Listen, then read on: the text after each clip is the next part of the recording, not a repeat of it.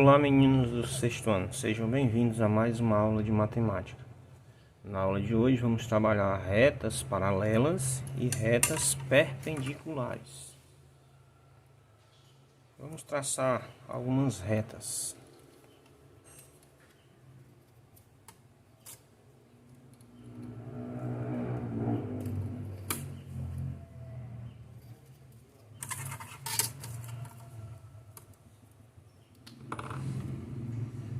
Desta forma aqui a gente desenha retas paralelas. Você utiliza uma régua, aí você vai só deslizando o esquadro, tendo a régua como apoio, traçando novas retas.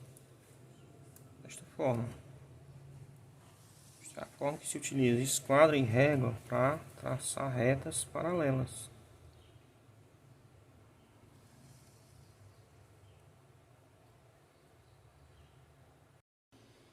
E se eu quiser traçar uma reta perpendicular, quando é que uma reta é perpendicular a outra? Quando elas formam um ângulo de 90 graus, certo? Então eu pego o esquadro, utilizo o esquadro como apoio alinhando a uma das retas. A base dele é uma das retas. Feito isso, você vem e traça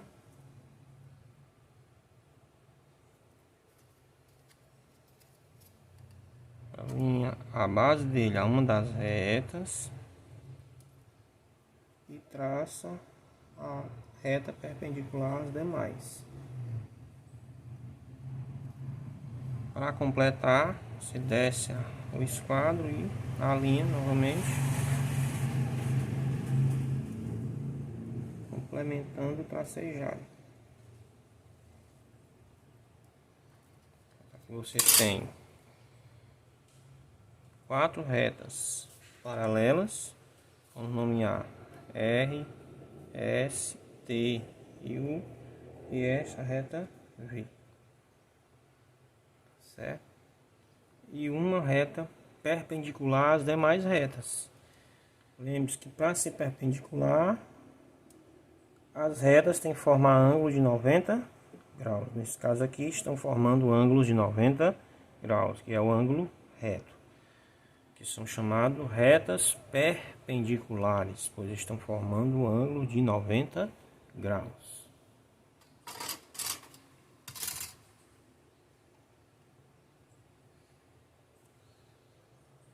Quando duas retas se cruzam, qualquer duas retas se cruzarem, você considera elas retas concorrentes. Quando é que duas retas são concorrentes? Quando elas se cruzam. E como é que você representa isso? Por exemplo, aqui nós temos a reta V e a reta U. U e V são concorrentes, porque elas se cruzam. Aqui no caso nós estamos se cruzando perpendicularmente, fazendo 90 graus, mas poderia se cruzar de qualquer forma, desse jeito, né, com ângulos abertos ou fechados. Qualquer forma que se cruzassem seriam chamadas retas concorrentes. Por que são concorrentes? Porque se cruzam. Então qualquer forma de cruzamento entre retas, elas estão concorrendo entre si. Então são chamadas retas concorrentes. Então passando por um mesmo ponto, as duas retas, tá certo? E para representar isso, U em relação a V, como elas são concorrentes, você representa o X da concorrência V. É dessa forma.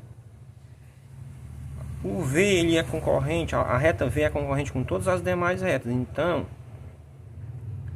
V concorrente a T, V concorrente a R, V concorrente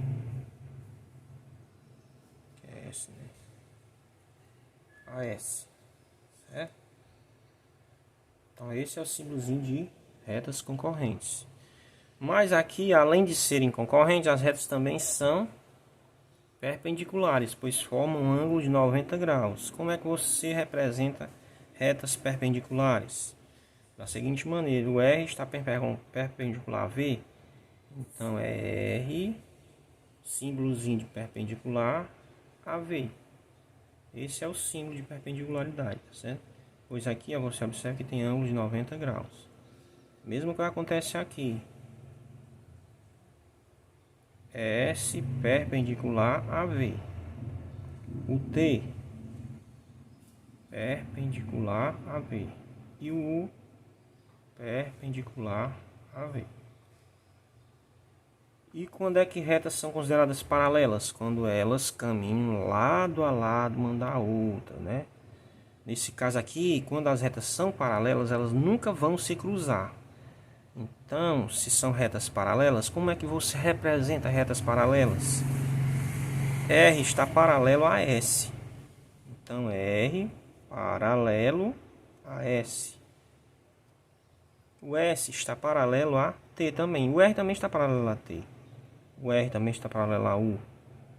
Então, quando você for representar R paralelo a U, vai ficar R paralelo a U. O S é paralelo a T? É, paralelo a T.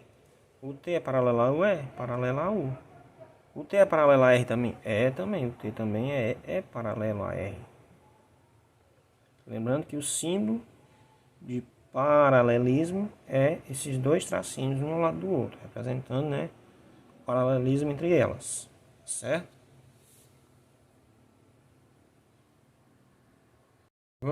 Vamos agora seguir três passos para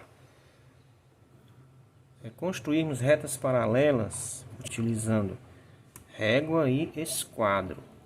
Paralelo à régua, você coloca o esquadro. Traça a primeira reta, desliza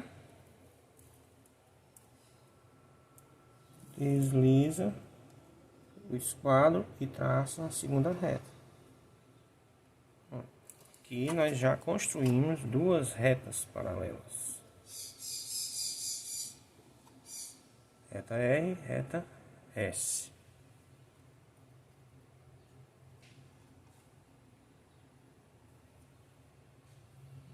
E para desenharmos retas concorrentes, também utilizando esquadro e régua. Você pega a régua, traça uma reta, coloca o esquadro sobre esta reta, alinhado à régua, e traça a linha perpendicular, a reta perpendicular. Feito isso, se você quiser prolongar para os dois lados, você vem, alinha novamente e prolonga essa extremidade, certo? Aqui nós estamos fazendo retas perpendiculares, formando um ângulo de 90 graus. Dessa forma nós construímos retas perpendiculares. Vamos dar continuidade à nossa aula estudando os polígonos. Vamos logo iniciar pelo estudo da palavra poli. Polígono é uma palavra de origem grega, né? E poli significa muitos.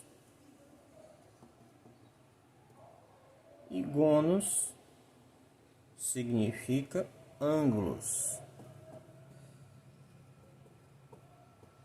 Desta forma, polígonos quer dizer que tem vários ângulos, muitos ângulos, né?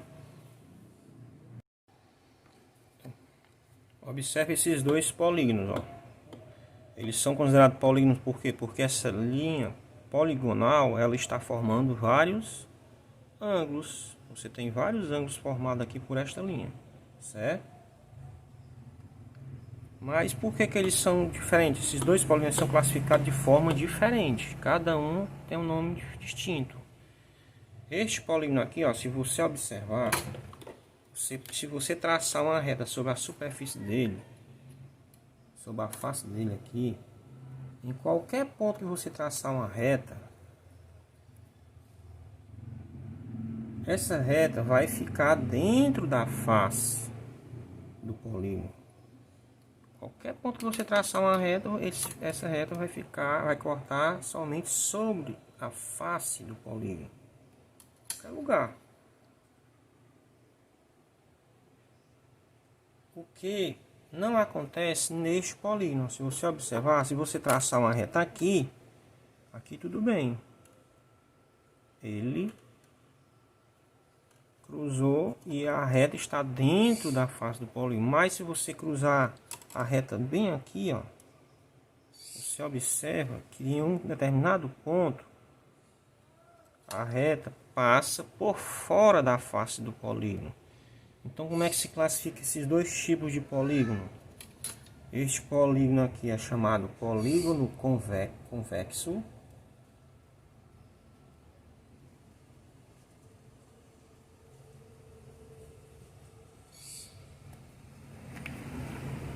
E este outro polígono não convexo.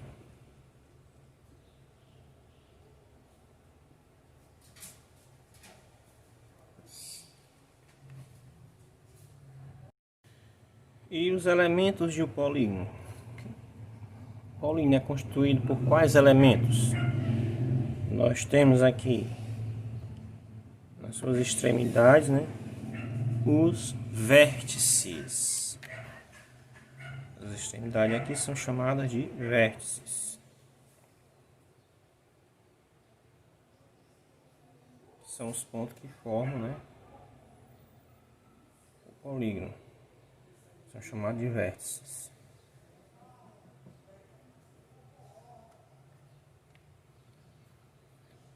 E essas duas linhas vermelhas são chamadas de diagonais. Diagonais. Nós temos aqui o lado. Esse polígono tem quantos lados? 4 lados.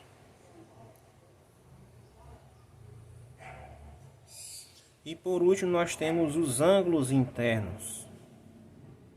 Ângulos internos.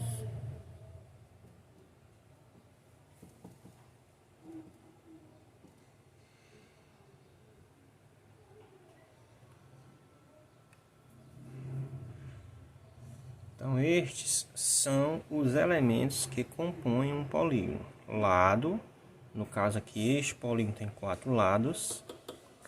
Vértices, nesse caso o polígono aqui tem 4 vértices. Diagonais, nós temos 2 diagonais.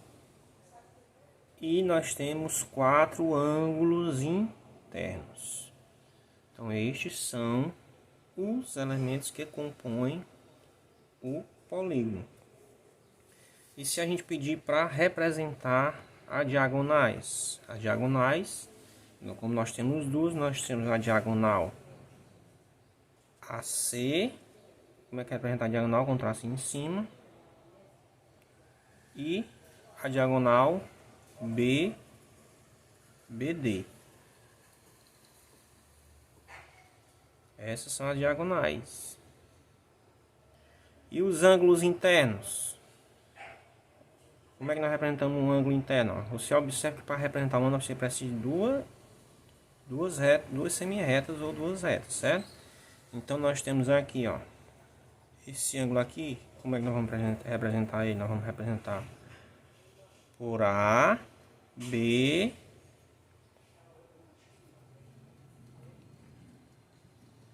ABC, dessa forma.